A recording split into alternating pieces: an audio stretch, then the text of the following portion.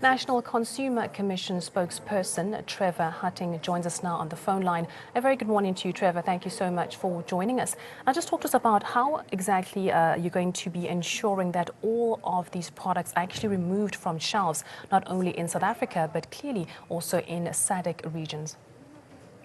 On this particular matter, good morning. On this particular matter, there are three regulators that have whose work or legislations have a bearing on this particular matter, and that being the Consumer Protection Act from the Consumer Commission, as well as the legislation from the Department of Health and the Department of Agriculture. In respect of the export licenses are awarded by the Department of Agriculture. So in respect of the recall in that regard, they would be assisting us with the monitoring part thereof, and the Department of Health will play a role insofar as monitoring and ensuring that on the ground, all these items are being recalled through the environmental health practitioners, and also in conjunction with provincial consumer affairs officers, inspectors that will be able to go on the ground to go and ensure that the items are removed from the shop. Then in general, the NCC over and above would also be conducting its monitoring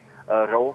On a weekly basis, we've had meetings yesterday with the two manufacturers, and they made undertakings that on a weekly basis we will be receiving progress updates in respect of the recall. So monitoring measures are in place, and we expect that as from today, the recall should be in full swing.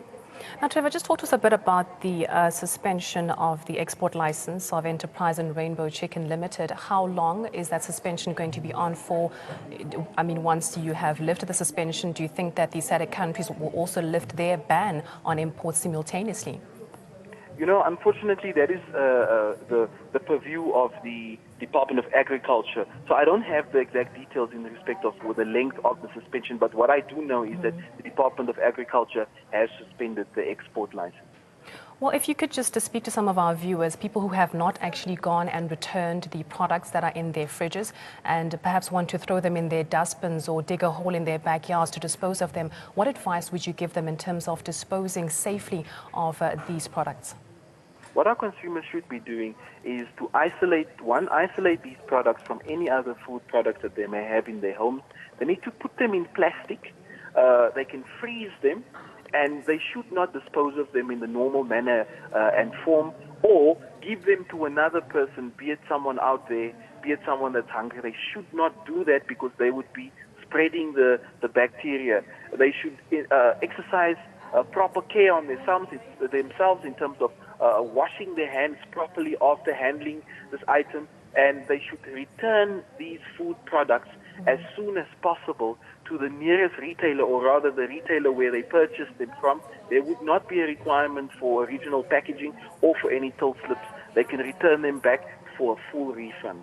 Well, thank you so much for joining us this morning on Voca Africa. That was the National Consumer Commission spokesperson Trevor Hutting on the phone line, just giving us some updates regarding the process of ensuring that all of these products are actually removed from the shelves. And a word of advice to our viewers that if you have the products and you might have lost your till receipt slip, you can still go back to the shop. It's not necessary to have the receipt to actually get a full refund on the products that you had purchased.